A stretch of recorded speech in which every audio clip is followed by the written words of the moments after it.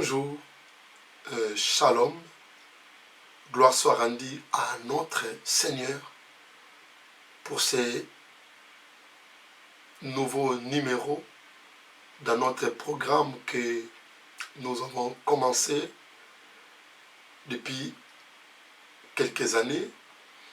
Nous parlons, notre thème général, c'est le pasteur et ses défis au quotidien. En fait, nous sommes en train de ressourcer entre nous comme des hommes de Dieu, des pasteurs. Nous prêchons aux autres, à savoir que nous avons aussi besoin de nous ressourcer. Et voilà notre ressource. Nous sommes en train de nous édifier, nous sommes en train de nous encourager, nous sommes en train de mettre le principe à sa place, le point sur les i, et nous aimerions aussi dire comme tout un chauffeur, celui qui conduit une voiture. Quand nous avons appris à conduire la voiture, on nous a dit, lorsque tu roules, de temps en temps, il faut regarder dans les rétroviseurs. Il faut toujours jeter un coup d'œil là-dedans pour voir ce qui se passe aussi en arrière. Parce que quelqu'un peut venir avec la folie en arrière, tu peux être épargné aussi. Donc, lorsque nous sommes en train de prêcher, on est aussi obligé quelque part de ressourcer aussi. C'est pas avec l'orgueil, mais ça s'est fait comme ça aussi pour nous avançons. Un homme qui est sage, il pense aussi en arrière, il regarde en arrière pour voir peut-être je suis dans une erreur ou je suis en train de marcher convenablement. Ce programme est venu en caractère pastoral, comme je viens de dire, et aujourd'hui nous voulons parler tout simplement prêche l'évangile. Prêche l'évangile ou prêcher l'évangile. Pourquoi nous devrions prêcher l'évangile? Parce que le Seigneur nous a appelés pour parler de lui. Premièrement, lorsque nous voulons parler de l'évangile, l'évangile vient, ce mot vient du grec, qui signifie évangilio. Évangilio. Dans évangile, en français, ça veut dire bonne nouvelle. Et dans cette bonne nouvelle est désigné tout simplement le message du salut. Vous voyez, l'évangile, la bonne nouvelle. Or, la bonne nouvelle est caractérisée sur le message du salut. Et quand on parle du salut, on parle de la vie du Christ. Souvenez-vous, dans Actes chapitre 4, verset 12, l'apôtre dira, ceci, apôtre Pierre, le salut n'a à aucun autre nom. Aucun autre nom qui a été donné parmi les hommes par lesquels nous pouvons être sauvés. Donc, le salut signifie sauver. Donc, mais le salut est seulement en Christ. Et l'évangile, c'est le message du salut. Et nous devons se focaliser sur l'enseignement de Christ tout simplement. Mais aujourd'hui, il arrive des fois que nous sommes devant le peuple de Dieu, mais nous ne prêchons pas. Pourquoi j'ai dit nous ne prêchons pas? Vous pouvez parler beaucoup, vous pouvez parler 30 minutes, mais sans rien prêcher. Ah, comment sans rien prêcher? Oui, parce que lorsque un homme de Dieu, un pasteur qui est devant les enfants de Dieu, il peut parler bien la langue, ou française, anglaise, n'importe quelle langue que vous exprimez bien, lingala, tout, ou portugais, ou mina, n'importe quelle langue. Vous exprimez bien, mais ce qui manque, que vous n'avez pas prêché l'évangile. Parce que prêcher l'évangile, ce n'est pas de parler beaucoup, ou ce n'est pas de mettre beaucoup de points, ou ce n'est pas mettre de grands thèmes. Ce n'est pas ça l'évangile. L'évangile est focalisé sur le message du salut. Que Christ du début, Christ au milieu, Christ à la fin. Il est centralisé sur Christ, notre message. C'est pourquoi je suis en train de dire, vous pouvez être devant les gens, vous avez beaucoup parlé pendant 1 heure du temps, pendant 30 minutes, mais sans rien prêcher, sans prêcher l'évangile. Donc, toute personne qui se met devant les gens, il faudrait vraiment centrer son message par Christ. Parce que sans Christ, vous n'avez pas prêché. Il y a d'autres choses que ce n'est pas à l'église à apprendre ça. Comme je vis un séminaire, comment devenir un partenariat. Ça, ce n'est pas à l'église. Ce n'est pas à l'église. Donc là, ce n'est pas des choses à prêcher à l'église. Même si on est dans le temps de modernisation, mais l'église reste l'église. L'église, c'est l'évangile qui devait être prêché du matin au soir. Et il y a des thèmes aussi que nous voyons, ce sont des thèmes qui sont en train d'impressionner les gens. Et il y a des thèmes comme les 10 points pour avoir la vie éternelle. Mon frère, il n'y a pas les 10 points pour avoir la vie éternelle. La vie éternelle est en Jésus. Croire en Jésus-Christ, tu auras la vie. Les 7 points pour avoir le succès dans le ministère. Tout cela, c'est pour juste impressionner les gens. Donc, ce sont des thèmes comme ça où nous devons faire très attention.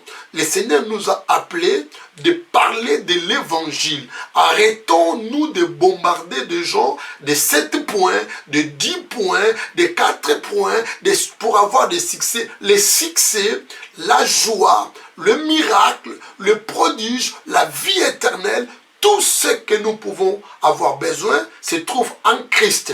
Et lorsque vous ne parlez pas de Christ, c'est-à-dire vous n'avez pas prêché. Je vous amène dans un verset que nous pouvons utiliser ou écouter avec moi.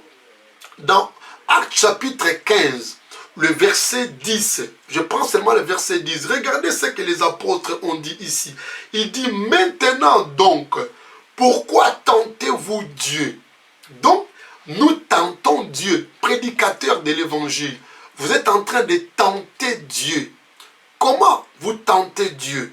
Il dit, en mettant sur le cou des disciples, les disciples ou les enfants de Dieu, qui viennent pour écouter l'évangile, pour être enseignés sur la vie de Christ, vous mettez sur le cou des disciples un joug que ni nos pères, ni nous n'avons pu porter.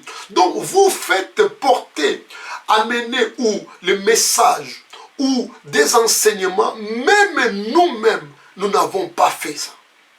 Même nous-mêmes, on n'a pas enseigné comme ça. Nous n'avons pas été enseignés comme ça. Il dit, vous faites porter les disciples des jougs. Le joug, c'est un morceau de bois, une pièce en bois. On utilise pour atteler le bœuf, pour mettre le bœuf ou les 2 bœufs comme ça, qui marche ensemble, et on met une pièce de bois comme ça pour que les 2 soient vraiment conduits en même temps. Et ces jougs-là, ça prend aussi, je peux dire, ça prend les symboles aussi comme des servitudes. Vous voyez? Donc, les animaux, ils sont en servitude et ils doivent être conduits seulement selon ce joug-là, et ça pèse en même temps. Et maintenant, l'apôtre Paul est en train de dire, pourquoi mettez-vous sur le cou des disciples le joug que vous, nos pères même, ils n'ont pas fait. Lorsque nous prêchons des paroles, de choses comme nous allons faire 100 jours de jeûne et prière par révélation, ou ce sont des jougs. Lorsque nous prêchons, nous parlons des thèmes, les choses que Dieu ne connaît pas. Il y a quelqu'un qui dit les thèmes, les choses que même Dieu ne connaît pas. Donc ça veut dire une chose que Dieu ne connaît pas. Dieu qui n'a pas le commencement, qui n'a pas la fin. Dieu qui est les profondeurs de toutes choses. Lui, il met les thèmes, les choses que Dieu ne connaît pas. Donc c'est lui-même qui connaît ça. Vous voyez, certains, je vis encore un thème qui dit quoi? Il dit quoi? Comment posséder la richesse de la mer. Donc, vous sentez des thèmes extraordinaires. Donc, comment avoir une vie de plus excellente. Les 7 points pour avoir une vie de plus excellente. Mon frère, est-ce que toi-même que tu prêches ça, ta vie, ça est déjà excellente? Est-ce que toi-même qui prêches ça, tu as déjà respecté ces 7 points? Toi-même qui prêches, tu as déjà respecté ces 10 points? Donc, vous voyez, vous mettez des jougs dans la vie des enfants de Dieu, c'est que nos pères, parce que nos pères n'ont pas jeûné 100 jours. Donc, à la limite des 48 jours de jeûne et prière, on ne peut pas aller au-delà de ça. Au moins que ça soit sur révélation. Mais vous-même, vous commencez d'abord, au lieu de mettre le joug sur les disciples. Et c'est très important à comprendre. Et c'est là où je suis en train de dire, tu peux être debout devant les gens, mais sans rien prêcher. Sans rien prêcher. Parlez bien. Bien articuler les phrases, les paroles. Vous parlez bien vous maîtrisez bien votre langue. Très prêché. Parce que lorsque nous n'avons pas parlé de Jésus dans nos prédications, ça veut dire que tu n'as pas prêché. Jésus doit être au centre de notre prédication, du début au milieu jusqu'à la fin. Regardez la Bible que nous lisons, de Genèse chapitre 1er, le premier verset jusqu'à Apocalypse 22, je pense que 22e verset ou bien 20e verset, on parlait que de Jésus. On ne parlait pas d'autre chose, c'est de Jésus et Jésus et Jésus. Mon frère, pour avoir des succès, c'est Jésus. Ce n'est pas avoir 7 points. C'est pourquoi vous avez vu que le Seigneur, lorsqu'il est venu, Moïse a amené 10 commandements. Mais Jésus a vu que les 10 commandements, c'est lourd. On n'arriverait pas à porter ces 10 commandements. Même lui-même, Moïse n'a pas respecté ces 10 commandements. Jésus a abrégé ces 10 commandements en 2 commandements seulement. Tu aimeras ton Dieu de tout ton cœur et tu aimeras ton prochain comme toi-même. Les 10 commandements niet. Il a enlevé tous ces 8-là et parce que c'était lourd pour nous. Il ne faudrait pas bombarder les gens de choses que toi-même tu ne fais pas. Il ne faudrait pas mettre le joug sur les enfants de Dieu qui viennent pour chercher le Seigneur. Vous les bombardez dans le message de français, des anglais, ou des paroles très dures, des mots difficiles, où même le peuple de Dieu ne comprend pas. Vous voulez faire grand quand les gens vont vous écouter, vous dites non, c'est lui qui parle vraiment, il sait bien parler. Mais il faut regarder aussi le niveau de votre église. Regardez le niveau du peuple de Dieu. À savoir comment on peut balancer bien notre message. Et le message doit être focalisé en Christ tout simplement. Regarde ce que Paul a dit. 1 Corinthiens chapitre 2 verset 2. Je prends seulement verset 2. Il dit car je n'ai pas eu la pensée de savoir parmi vous autre chose.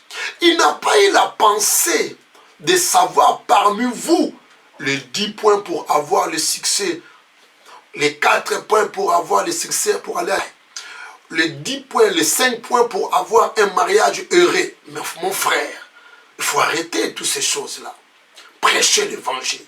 Il a dit, car je n'ai pas eu la pensée de savoir parmi vous autre chose que Jésus-Christ crucifié.